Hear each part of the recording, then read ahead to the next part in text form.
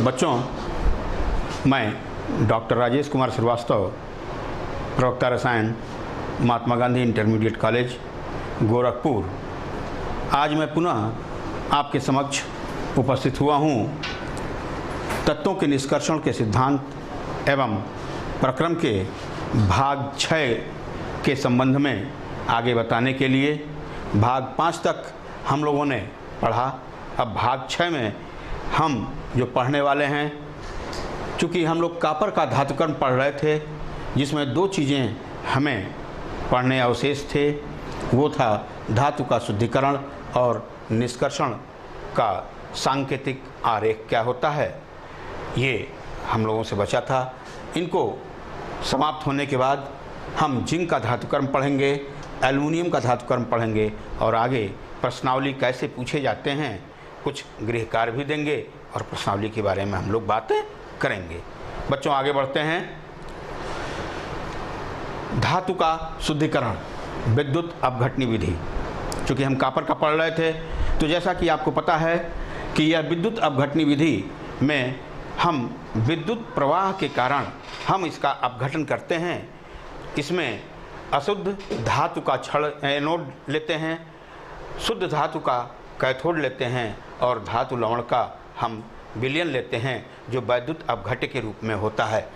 इसे हम लेकर के हम क्रिया कराते हैं, उसमें वैद्युत प्रवाह कराते हैं, तो विघटन हो जाता है। जो वैद्युत अपघट्य है वह विघटित हो जाता है। एनोड पर ऑक्सीकरण की क्रिया होती है, कैथोड पर रिडक्शन की क्रिया, अपचयन की क्रिया होती है और हमें कैथोड पर शुद्ध धातु कॉपर प्राप्त हो जाता है।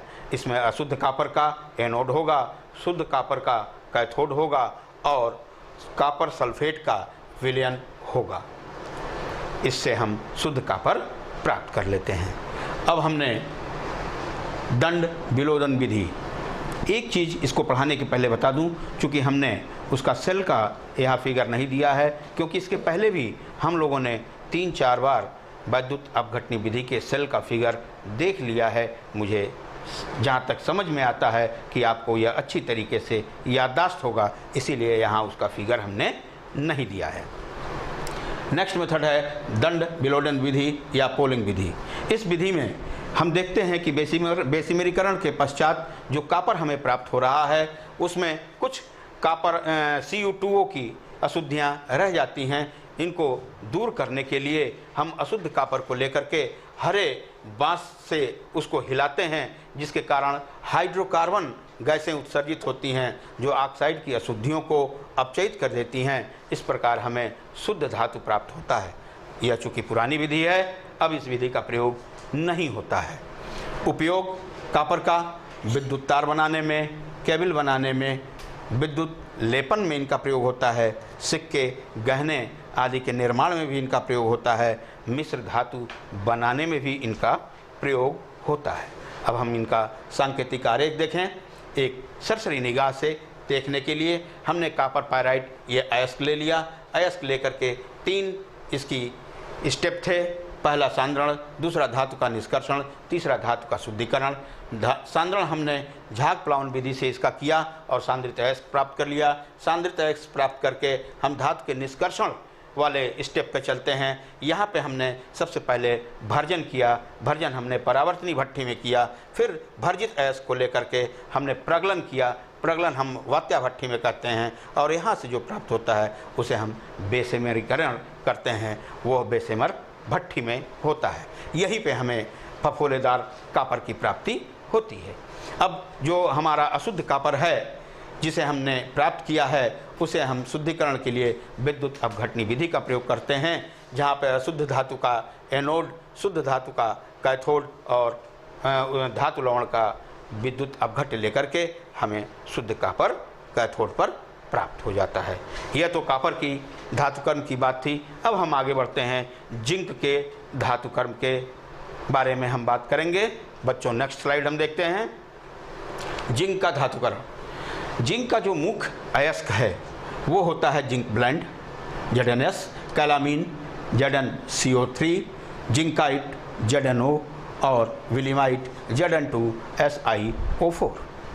इसके निष्कर्षण के लिए, जिंक के निष्कर्षण के लिए दो विधियां प्रयोग में लाते हैं। एक कार्बन अपचयन विधि है और दूसरा विद्युत अपघटनी विधि है। हम आगे बढ़ते हैं। पहली विधि जिसे हमने कार्बन अपचयन विधि कहा है, इस विधि में सबसे पहला स्टेप होता है कंसंट्रेशन का।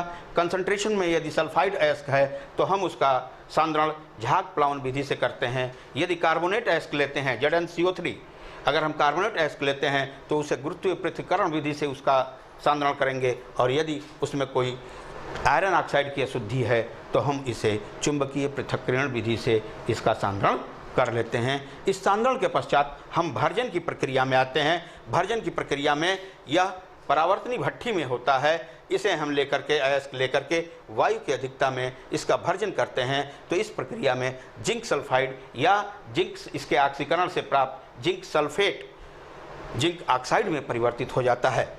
यहाँ अभिक्रिया देखें बेटा, 2ZnS + 3O2 = 2ZnO + 2SO2। ZnS + 2O2 इसने जिंक सल्फेट बना लिया, ZnSO4। ZnSO4 फिर हमें दे देता है जिंक ऑक्साइड, सल्फर डाइऑक्साइड और ऑक्सीजन, ये निकल जाता है। आगे बढ़ते हैं बच्चों। यदि कार्बोनेट अयस्क हम लेते हैं, ये तो थी अभी सल्फाइड अयस्क की बात। यदि कार्बोनेट अयस्क हम लेते हैं तो सिर्फ हमें निस्तापन की क्रिया की आवश्यकता होती है, हमें भर्जन की आवश्यकता नहीं होती। इसमें जिंक कार्बोनेट लेकर के हम उसे गर्म करते हैं तो जिंक ऑक्साइड मिल जाता है और कार्बन डाइऑक्साइड निकल जाता है। रिएक्शन आपके सामने है, ZnCO3 = ZnO + CO2। नेक्स्ट विधि है, अगली विधि अपचयन हम इसका कराते हैं। भर्जित अयस्क जो हमें प्राप्त हो रहा है, उस भर्जित अयस्क को लेकर के हम एक रिटार्ट में, जिंक ऑक्साइड जो हमें भर्जित अयस्क मिला है उसको लेकर के हम रिटार्ट में इसको भर्जन करते हैं। इस क्रिया में हम कोक चूर्ण अयस्क में, भर्जित अयस्क में कोक चूर्ण मिला करके हम इसे मफल भट्ठी, ये मफल भट्ठी है बच्चों, मफल भट्ठी में हम इसे गर्म करते हैं, जहाँ पर इसका ताप लगभग 1400 डिग्री सेंटीग्रेड होता है। अगर हम इसे केल्विन में बदलें तो 273 और ऐड कर लीजिएगा। यहाँ पे 1400 डिग्री सेंटीग्रेड तक हम इसे गर्म करते हैं तो जिंक ऑक्साइड जिंक में अपचयित हो जाती है। अभिक्रिया इस प्रकार है, ZnO + C = एरो के ऊपर हमने गर्म करने का निशान बनाया है, जिंक हमें प्राप्त हो जाता है और कार्बन मोनोऑक्साइड निकल जाती है। यह जिंक धातु इस किनारे से हम यहाँ पे निकाल लेते हैं। यह ईंधन के लिए जगह है, यहाँ जिंक ऑक्साइड और कार्बन मिलता है, जो व्यर्थ गैसें होती हैं वो यहाँ से निकल जाती हैं। यह ईंधन के लिए जगह होता है, यहीं पे हम वायु का प्रवाह भी कराते हैं, इसका जगह है। यह मफल भट्ठी का फिगर आपके सामने है। आगे बढ़ते हैं। विद्युत अपघटनी विधि, दूसरी विधि जो है वो विद्युत अपघटनी विधि होती है। इसमें आपको पता है विद्युत का शोधन, धातु का शोधन किया जाता है और विद्युत प्रवाह के प्रयोग से किया जाता है। जो हमें अभी तक जिंक मिला है उस जिंक में कैडमियम, लेड और आयरन की अशुद्धियाँ उपस्थित हैं। इसको शोधित करने के लिए हम एक सेल लेते हैं। इस सेल में हमने अशुद्ध धातु का एनोड लिया, शुद्ध धातु का कैथोड लिया और धातु लवण का हमने विलयन लिया, जिसे हमने विद्युत अपघट्य कहा। इसमें विद्युत धारा प्रवाहित करते ही यहाँ पे एनोड गलने लगता है और ये कैथोड पे जाकर के शुद्ध धातु प्राप्त हो जाता है। यह प्रक्रिया है। यह जिंक के मेटलर्जी की बातें थीं, यह बहुत छोटी सी प्रोसेस इसकी थी। इसका उपयोग जो हम करते हैं वो पीतल में कर सकते हैं, पीतल बनाने में। इसका उपयोग हम जर्मन सिल्वर या कोई मिश्र धातु बनाने में कर सकते हैं। विद्युत बैटरी में इसका प्रयोग होता है, शुष्क सेल के निर्माण में इसका प्रयोग होता है, प्रयोगशालाओं में अपचायक के रूप में भी इसका प्रयोग करते हैं। तो यहाँ तक तो बातें थी बच्चों जिंक के निष्कर्षण की, कैसे हम करते हैं यह आपने भी देखा। अब हम आगे बढ़ते हैं, एल्युमिनियम के निष्कर्षण के बारे में बात करेंगे। आगे बढ़ते हैं, अगली स्लाइड देखो बच्चों। एल्युमिनियम के निष्कर्षण के पहले एक छोटी सी चीज़ें हम आपको बता दें। धातु कर्म का विद्युत रासायनिक सिद्धांत क्या होता है। हम जानते हैं कि मानक मुक्त ऊर्जा का समीकरण होता है ΔG = -NEF। यहाँ पे N होता है प्रयुक्त अपचयन में प्रयुक्त इलेक्ट्रॉनों की संख्या ई होता है, इसमें ये निकाय में रेडाक्स युग्म का इलेक्ट्रोड विभव होता है। यहाँ पर ई का मान यदि धनात्मक होगा तो अपचयन की अभिक्रिया होगी। लेकिन एक चीज़ और इसमें इम्पॉर्टेंट है कि यदि अपचयन हो रहा है तो उसके लिए यह आवश्यक है कि डेल्टा जी का मान ऋणात्मक हो, और जब डेल्टा जी का मान ऋणात्मक होगा तो इस परिस्थिति में क्या होगा, अधिक क्रियाशील धातु घुल जाएगी और कम क्रियाशील धातु निष्कर्षित विलयन से निष्कर्षित हो जाएगी। यह हमारा इलेक्ट्रोकेमिकल प्रिंसिपल ऑफ मेटलर्जी था, वैद्युत रासायनिक सिद्धांत था। आगे बढ़ते हैं। देखिए अब हम एल्युमिनियम शुरू करते हैं। एल्युमिनियम धातु सबसे पहले फ्रेडरिक वेलर ने 1827 में बनाया था। उन्होंने एल्युमिनियम क्लोराइड लेकर के पोटेशियम के साथ इसे गर्म किया था और गर्म करने के बाद शुद्ध एल्युमिनियम धातु प्राप्त किया था।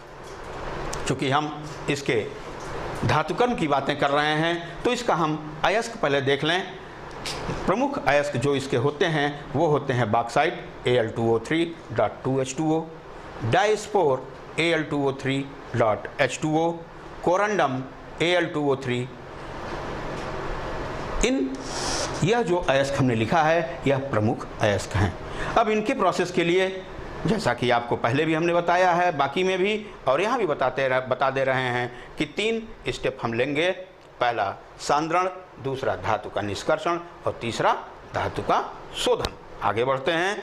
सांद्रण लेने पे हम इसमें जो प्रकृति है, सांद्रण में अयस्क में उपस्थित अधातु का पृथक्करण करते हैं। अशुद्धि की प्रकृति एवं मात्रा के आधार पर किसी एक विधि से हम इसका सांद्रण करते हैं। चूँकि इसका सांद्रण कई विधियों से होता है, 3 प्रकार की विधियां हैं इसके सांद्रण की। उनमें से हम जो चूज करेंगे वह उसकी प्रकृति कैसी है, उसमें कौन कौन सी मात्रा उपस्थित है, उसके आधार पर इसका चयन हम करते हैं। जैसे आप देखें हाल प्रक्रम।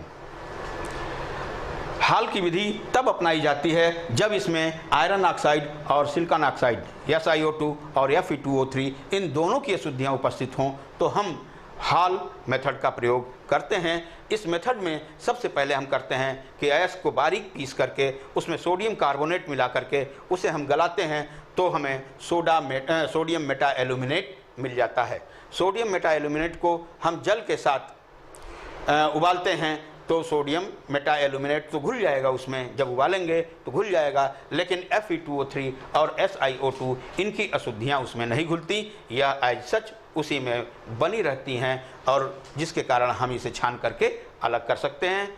हमने इनको अलग कर लिया। अब इसमें हमने कार्बन डाइऑक्साइड की धारा प्रवाहित की। जब कार्बन डाइऑक्साइड की धारा हमने प्रवाहित की तो अल्युमिनियम हाइड्रोक्साइड वहाँ अवक्षेपित हो जाता है। अल्युमिनियम हाइड्रोक्साइड जो अवक्षेप प्राप्त हुआ उसे हम छान करके उसे हम गर्म करते हैं तो शुद्ध एल्यूमिना हमें प्राप्त हो जाता है। यह हमारा हाल मेथड है।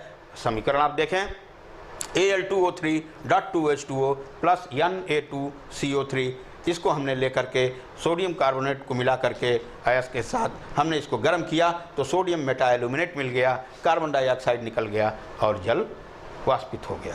अब हमने सोडियम मेटा एल्यूमिनेट लेकर के उसको हमने जल में घोला और इसमें कार्बन डाइऑक्साइड प्रवाहित की तो हमें अल्युमिनियम हाइड्रोक्साइड यहाँ इसका अवक्षेपण हो गया और सोडियम कार्बोनेट निकल गया।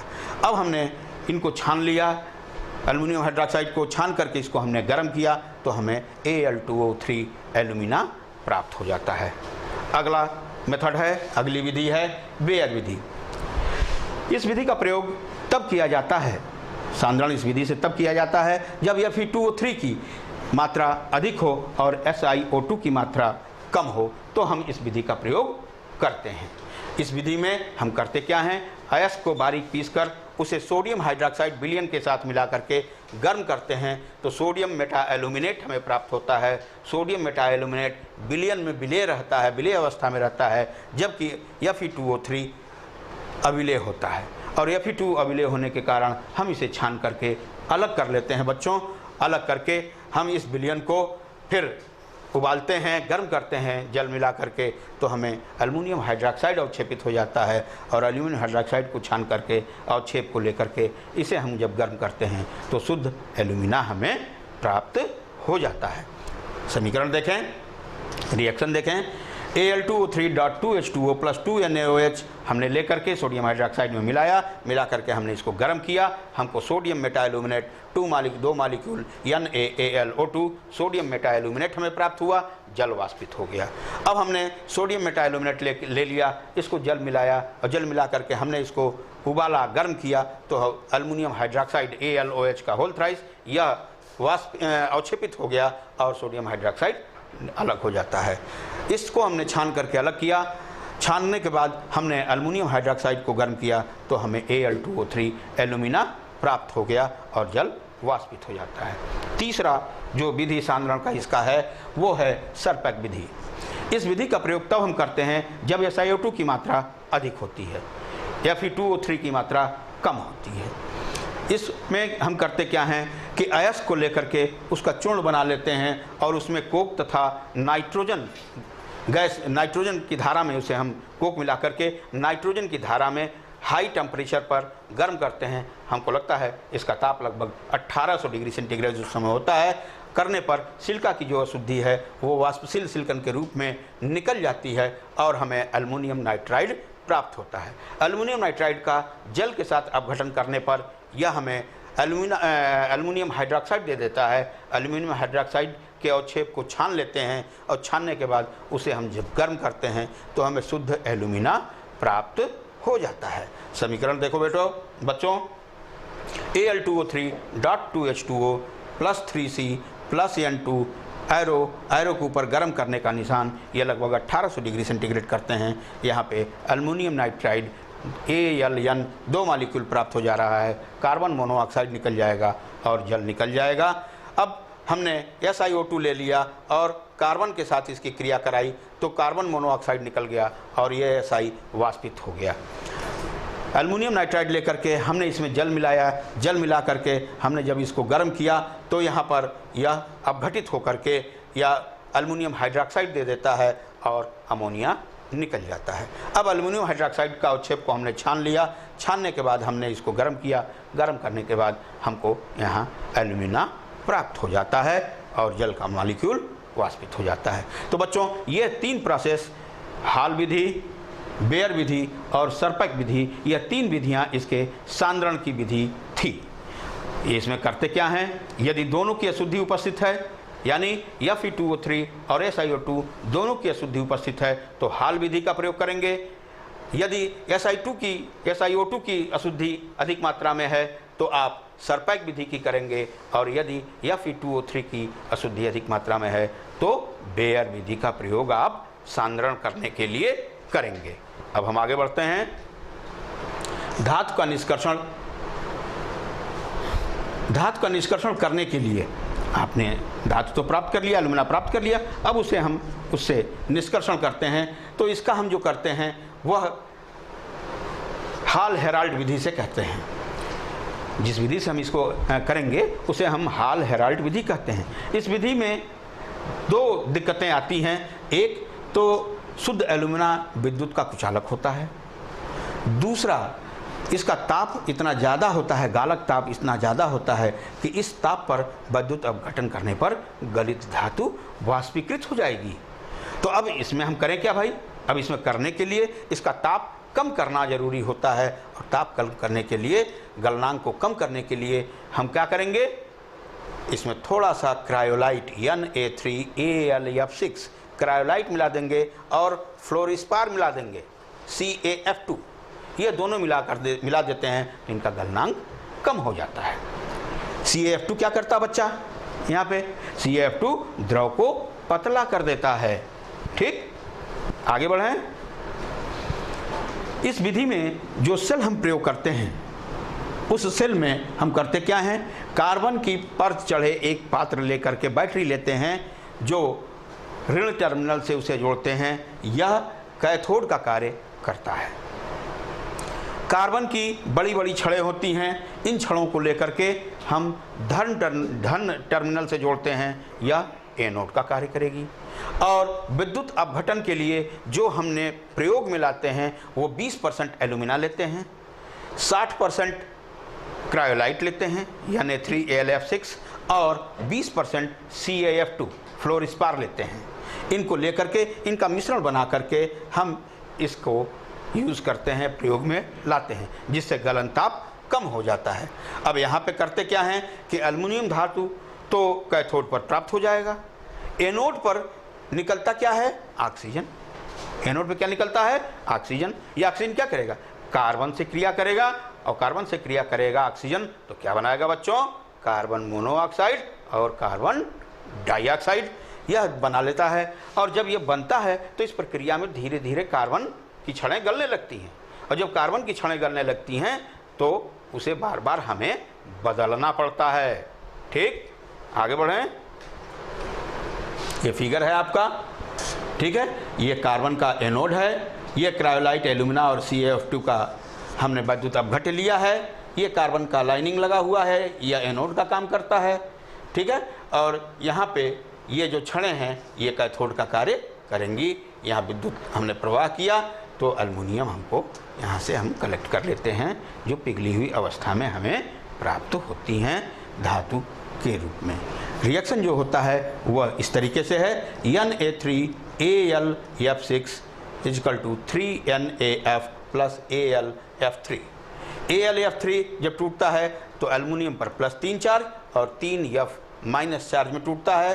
कैथोड पर एल्युमिनियम 3 इलेक्ट्रॉन लेकर के यह एल्युमिनियम धातु में परिवर्तित हो जाता है। एनोड पर यह फ्लोरीन जो माइनस चार्ज है यह 3 इलेक्ट्रॉन निकाल करके F में परिवर्तित, फ्लोरीन में परिवर्तित होता है, और यहाँ पे एल्यूमिना और फ्लोरीन मिल करके फिर 4 मालिक्यूल 4AlF3 दे देता है, ऑक्सीजन निकल जाता है। यह अभिक्रियाएं इस पात्र के अंदर होती हैं। आगे बढ़ते हैं। अब इसका शोधन हम कर लेते हैं। इसका शोधन करने के लिए 1 सेकंड मैं पहले आपको फिगर दिखा दूं, फिर मैं इस पे बात करूंगा। ये फिगर है, इसमें देख लीजिए क्लियर कट, 1 2 3 पार्ट में ये बैटरी बटी हुई है। अभी आगे बात करते हैं हम इसमें। पहले तो इस विधि से, जिस विधि का प्रयोग इसमें करते हैं उसे हम हूप विधि कहते हैं। हूप विधि से इसका हम शोधन करते हैं। इसमें होता क्या है कि जो हमने एल्युमिनियम प्राप्त किया है उस एल्युमिनियम में आयरन की अशुद्धि और सिलिकॉन की अशुद्धि उपस्थित होती है। यह सेल आयरन का बना होता है, इसमें कार्बन का अस्तर लगा होता है और यह एनोड का कार्य करता है। पात्र में सबसे नीचे हम अशुद्ध एल्युमिनियम की लेयर बिछाते हैं। उसके बाद जो बीच वाला लेयर हमने आपको दिखाया है उसमें हम क्रायोलाइट और CaF2 का लेयर बिछाते हैं, और सबसे ऊपर हम गलित अवस्था में शुद्ध एल्युमिनियम का लेयर बिछाते हैं। ये 3 लेयर हमने आपको अभी दिखाया था ना बच्चों, देखिए 1 2 3। यह इम्प्योर होता है, अशुद्ध होता है। यहाँ मोल्टेन फ्लोराइड्स वगैरह आपके क्रायोलाइट वगैरह हैं, और यहाँ पे आपके प्योर एल्युमिनियम की यह लेयर है। अब इसमें हम लेकर के हम इसमें ग्रेफाइट की छड़ भी रहता है। ऊपर का घनत्व सबसे कम होता है, नीचे का घनत्व सबसे अधिक होता है। इसमें विद्युत धारा प्रवाहित करते हैं तो बीच के परत से एल्युमिनियम ऊपर वाले परत में आ जाता है। क्या होता है, बीच के परत से एल्युमिनियम ऊपर वाले परत में आ जाता है, और जब ऊपर वाले परत में आता है तो जितनी एल्युमिनियम बीच के परत से ऊपर वाले में आएगा उतना ही सबसे नीचे वाले से बीच के परत में आ जाता है। क्लियर? क्या हमने बोला कि बीच के परत से जितना एल्युमिनियम ऊपर की परत में जाएगा उतना ही निचली परत से एल्युमिनियम बीच के परत में आ जाता है, और इस प्रकार यहाँ अशुद्धियाँ अलग हो जाती हैं। इस विधि में 99.9% शुद्ध एल्युमिनियम प्राप्त होता है। यह आप देख लें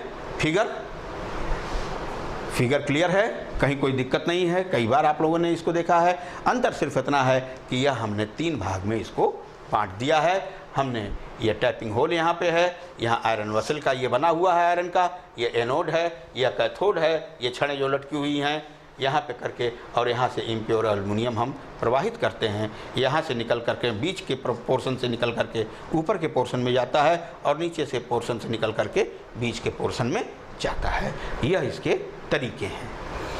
इसका उपयोग कहाँ कहाँ होता है? इसका उपयोग होता है बर्तन में, फ्रेम आदि बनाने में, ऑटोमोबाइल में इसका उपयोग होता है, वायुयान का छत बनाने के लिए होता है, डायनमो के तारों का निर्माण करने के लिए इसका होता है, मिश्र धातु बनाने में होता है, फ्लैश लाइट बनाने में एल्युमिनियम का प्रयोग होता है। तो यह बेटा आप लोगों का था। अब हम सांकेतिक आरेख 1 मिनट में देख लें। सांकेतिक आरेख जो है ये देखिए, बॉक्साइट ओर हमने ले लिया। 3 स्टेप है आपके: सांद्रण, धातु का निष्कर्षण, शोधन।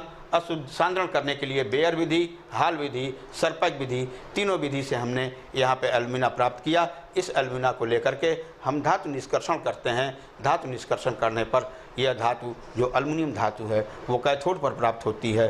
और उसके बाद तीसरा इसी का हमने शोधन कर दिया होप विधि से, तो एल्युमिनियम धातु, शुद्ध धातु हमें प्राप्त हो जाती है। यह हमारा सांकेतिक आरेख है। इन शॉर्ट हम इसको देख सकते हैं। तो ये बच्चों अभी तक हम लोगों ने पूरे धातु कर्म के बारे में अध्ययन हम लोगों ने कर लिया है। अब मैं आपको छोटा सा क्वेश्चन समझाऊं, कैसे स्वयं को जांचें। कुछ जो छोटे क्वेश्चन आते हैं उसको हम दिखाएं। देखिए, जैसे पूछा जा सकता है निम्नलिखित अयस्कों का संगठन क्या है? एजुराइट का, सीडेराइट का। तो उत्तर आपका होगा एजुराइट का फार्मूला ये है, सीडेराइट का फार्मूला ये है। 2 मालिक्यूल CuCO3.CuOH का होल ट्वाइस, और सीडेराइट का है FeCO3। क्षारीय गालक का एक उदाहरण दीजिए, लाइमस्टोन।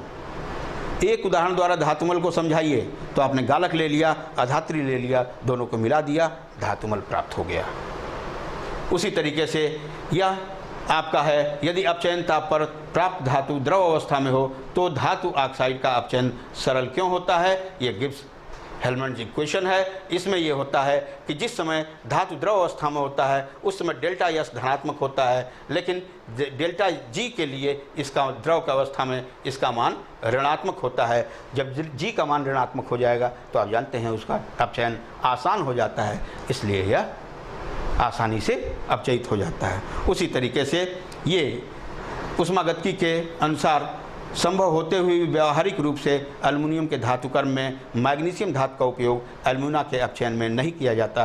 क्यों? क्योंकि यह हमने एलिंगम आरेख आपको बताया था। एलिंगम आरेख में AMGO ऊपर होता है, Al2O3 नीचे होता है, Al का वक्र नीचे होता है, Mg का वक्र ऊपर होता है। इसके प्रतिच्छेदन बिंदु से पहले के तापों पर Mg एल्युमिना को अपचयित कर सकता है क्योंकि वो नीचे होता है, निगेटिव हो जाएगा। लेकिन यह अलाभकर होता है, बहुत अच्छी मात्रा में नहीं हो पाता। बच्चों, हमने कुछ प्रश्नावली भी आपको दिया है। ये प्रश्नावली है आपके लिए, अभ्यास हेतु प्रश्न दिए हैं, इसको आप अच्छी तरीके से पढ़ें। ये अभी तक बच्चों हमने पूरी मेटलर्जी आपके समक्ष रखी। उसके सारे क्या क्या क्रक्स हैं, कैसी बनावट है, कैसे हम अलग करेंगे, इन सारी विधियों के बारे में हम लोगों ने विस्तार पूर्वक पढ़ा है। और यह हम लोगों का चैप्टर यहीं पे समाप्त होता है। इसलिए बच्चों, अब अगले वीडियो में हम किसी नए अध्याय के साथ जुड़ते हैं, मिलते हैं और फिर नए अध्याय के बारे में हम आपसे चर्चा करेंगे। तब तक के लिए धन्यवाद।